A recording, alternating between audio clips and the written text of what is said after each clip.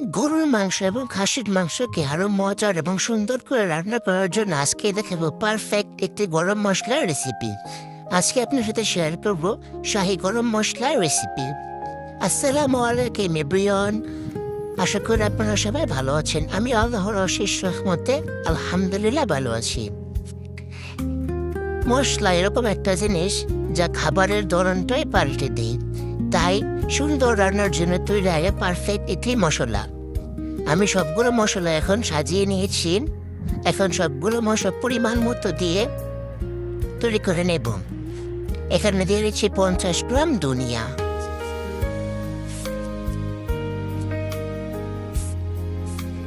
তারপরে দিয়ে দিলাম 50 গ্রাম জিরা,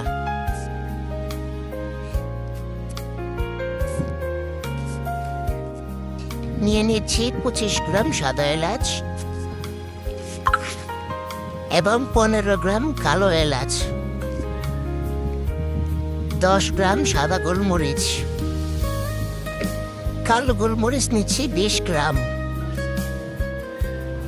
সাদা গোলমরিচের থেকে কালো গোলমরিচের পরিমাণটা একটু ডাবল ব্যবহার করতে হবে। তারপরে দিয়ে দিচ্ছি কাবাব চিনি 10 গ্রাম। কাবাব চিনি আর গোলমরিচটাকে মানুষ একরকম করে ফেলে, কিন্তু কাবাব চিনি আর গোলমরিচ দুটোই আলাদা মশলা, দেখে বোঝা যাচ্ছে। এবারে নিচ্ছি 10 গ্রাম লবঙ্গ। এখানে একটু বলে নি, লবঙ্গ এমন একটি মশলা যেটা মশলা বেশি হয়ে গেলে খাবারের টেস্টটাই নষ্ট হয়ে যায়। সো লবঙ্গটা একদম বুঝে ব্যবহার করতে হবে, পরিমাণে অল্প। এবারে নিচ্ছি 10 গ্রাম শাহি জিরা। শাহি জিরা আপনাদের হাতের কাছে না থাকলে এটা আপনারা না দিতে পারেন। শাহি জিরা হচ্ছে ফ্লেভারের জন্য। এবারে নিচ্ছি 2টি জয়ফল। জয়ফল কিন্তু খুবই স্ট্রং ফ্লেভার দেয়, এটা খাবারের খুবই সুন্দর ফ্লেভার দেয়। এটা বেশি পরিমাণে ব্যবহার করা যাবে না, এটি 2টি ব্যবহার করলাম আমি।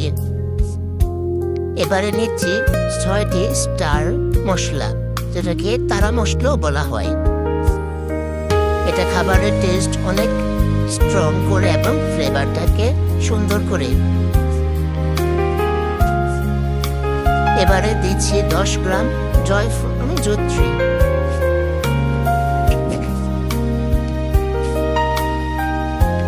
গ্রামের বেশি দেওয়া যাবে না এখানে।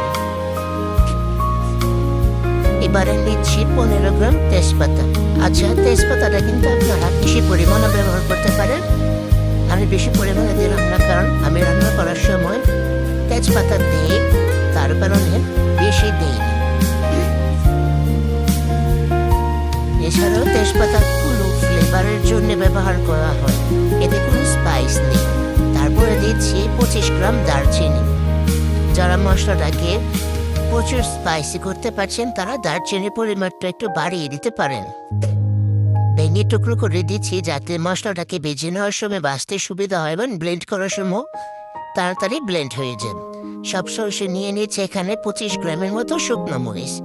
শুকনো মরিচটা অপশনাল, আপনারা চারে দিতে পারেন আবার না চারে নাও দিতে পারেন। আমি শুধু স্পাইসের জন্য শুকনো মরিচটা দিলাম। এবার সব কিছুটাকে ভালো করে মিশিয়ে নিচ্ছি। তারপর মশলাটাকে গুঁড়ো করার জন্য আপনারা চাইলে রোদে শুকিয়ে নিতে পারেন বা চুলায় একটু ভেজে ব্লেন্ড করে নিতে পারেন। আমার কাছে মনে হয় রোদে শুকানোর থেকে হালকা একটু ভেজে নিয়ে গুঁড়ো করলে মশলার ফ্লেভারটা অনেক সুন্দর এবং ভালো আসে। আমি চলে যাচ্ছি এখন চুলায়। চুলায় একটি প্যানের মধ্যে সবগুলো মশলাই দিয়ে নিচ্ছি। চুলার হিট রেখেছি একদম লোতে। লোতে মশলাগুলোকে ভেজে নিতে হবে। আমি অনবরত উল্টো পাল্টে রোস্ট করে নিচ্ছি। মশলাগুলো জাস্ট গরম হয়ে একটু মুচমুচে হবে এবং খুব সুন্দর একটা ফ্লেভার ছড়াবে, কিন্তু মশলার কোনো কালার চেঞ্জ হবে না। মশলার কালার চেঞ্জ হয়ে গেলে কিন্তু মশলাটা পড়ে যাবে। গরম মশলার শাহী সেই ফ্লেভারটাই পাওয়া যাবে না। খুব সাবধানে মশলাটাকে রোস্ট করে নিতে হবে এবং এতে একটা সুন্দর একটি ফ্লেভার ছড়িয়েছিল। মাশাআল্লাহ, আমি আপনাদের বলে বোঝাতে পারবো না। তো আমি চুলাতে মশলাগুলোকে নামিয়ে একটু ঠান্ডা করে নিচ্ছি। তারপরে ব্লেন্ডারের জারে দিয়ে মশলাগুলোকে ব্লেন্ড করে নিচ্ছি।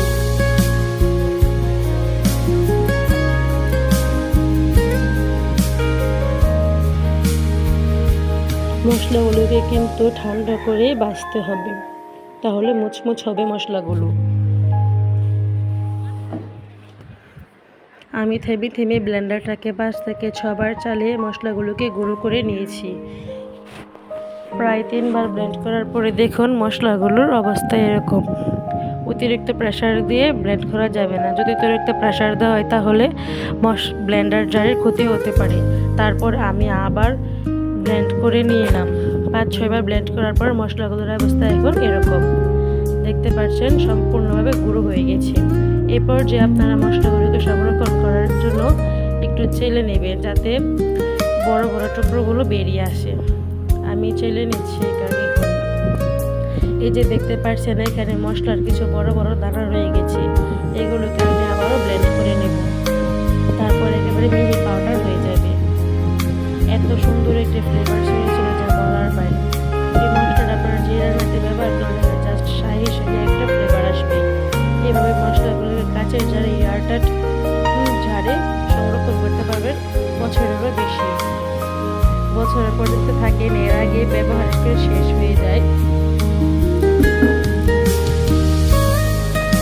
আমার এই রেসিপিটি আপনার কাছে কেমন লেগেছে আপনারা একটু কমেন্ট করে জানাবেন। যদি ভালো লেগে থাকে আমার চ্যানেলটাকে সাবস্ক্রাইব করে আমার পাশে থাকবেন নতুন নতুন ভিডিও পাওয়ার জন্য। সামনে আবার ভিডিও নিয়ে আসবো নতুন নতুন। আপনারা কী ধরনের ভিডিও পেতে চান কমেন্ট করে জানাবেন। আশা করি আপনাদের কাছে আমার ভিডিওটা অনেক ভালো লেগেছে। আল্লাহ হাফেজ।